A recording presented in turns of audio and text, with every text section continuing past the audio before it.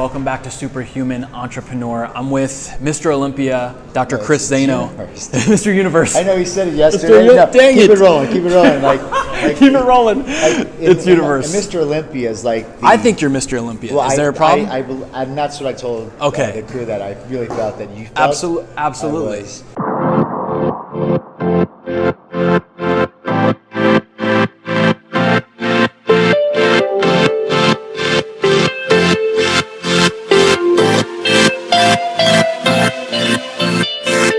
What I would love to speak to is there are entrepreneurs out there, there are executives out there that can't seem to get a handle on their performance, energy, productivity.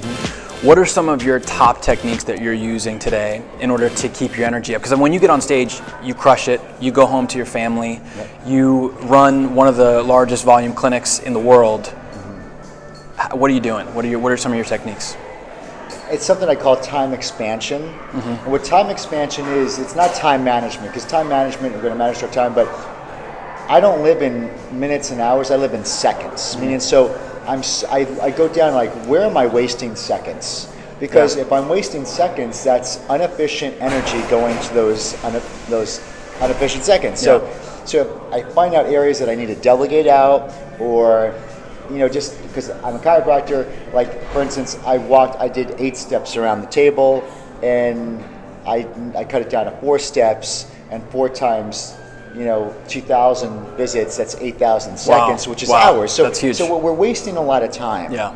And that takes a lot of energy. So when it comes to becoming efficient and focused, now, you get your time expansion in, you clear up that time, you delegate low income producing activities, you get rid of zero income or wasting activities.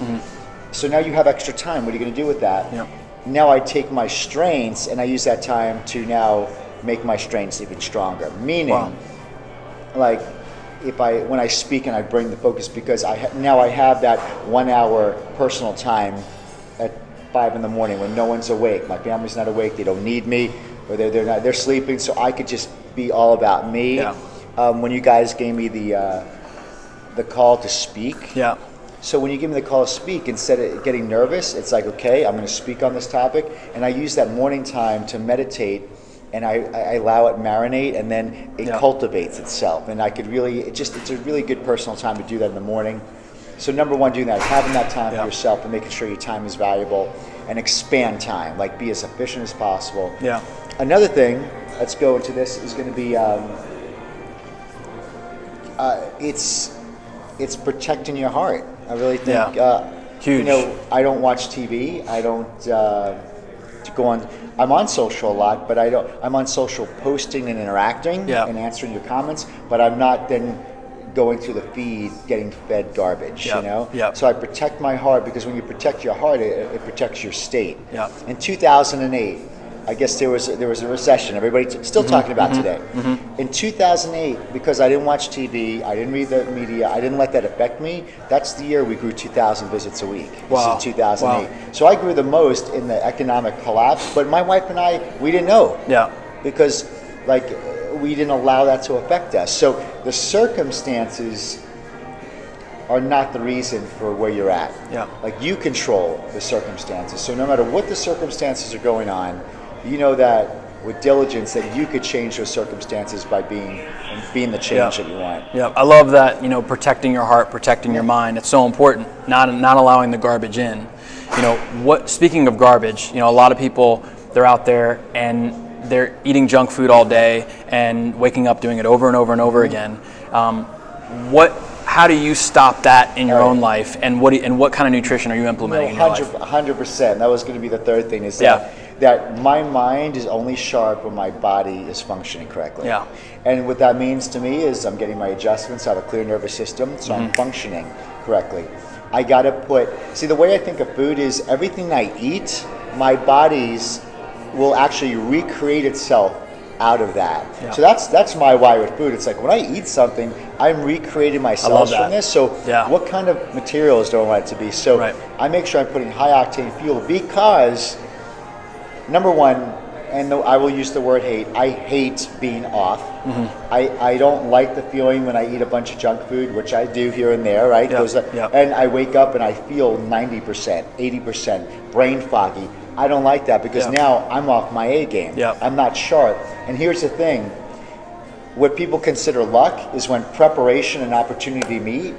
And I don't want that opportunity to come and I'm at 90% or 80%. Yeah. When opportunity comes, I want to be boom on I my love that game about you. and I'm there. And then when I'm there and I get the opportunity, speed of implementation. That's awesome. So I so think like if I don't exercise, if I don't get the blood moving in the morning, if I'm not eating correctly, like I do it because I function I am like in the zone when all those things are where they need to be. So the body is like the movement of the body is like the generator of the mind. I love it. So so that's why you eat well, not because I don't have willpower. It has nothing to do with willpower. It's that for me to have the edge and to be at peak performance and to surpass what the average is.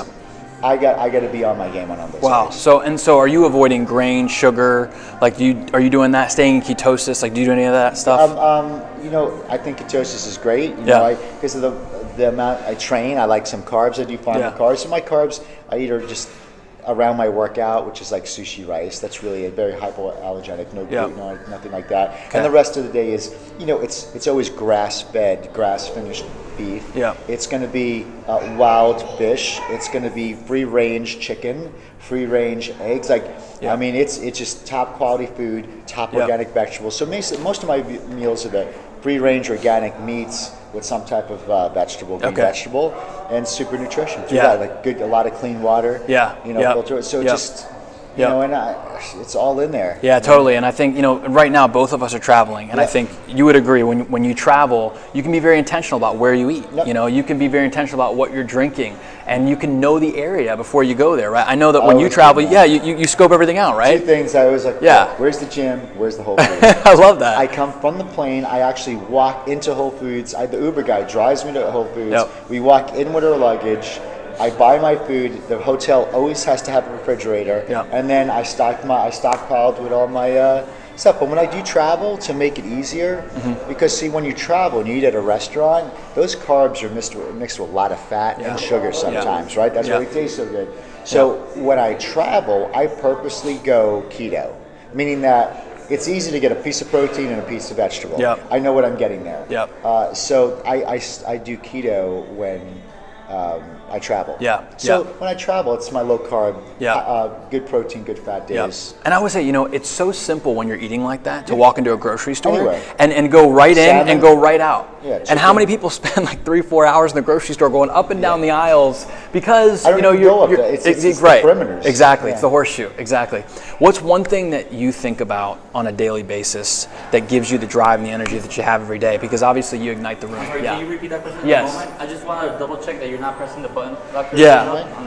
Oh, it's here. Oh, it's there? Yeah. Let me make sure it's okay. We'll lock it. Sorry about that. All good, man. Edit. Okay. All right. All right. So start from what's one thing you think about? Yeah, the question. Okay. What's one thing that you think about on a daily basis that gives you the drive and the purpose that you have? Because whenever I hear any speaker talk about you at any event, they always talk about your drive and purpose is beyond anything they've ever seen.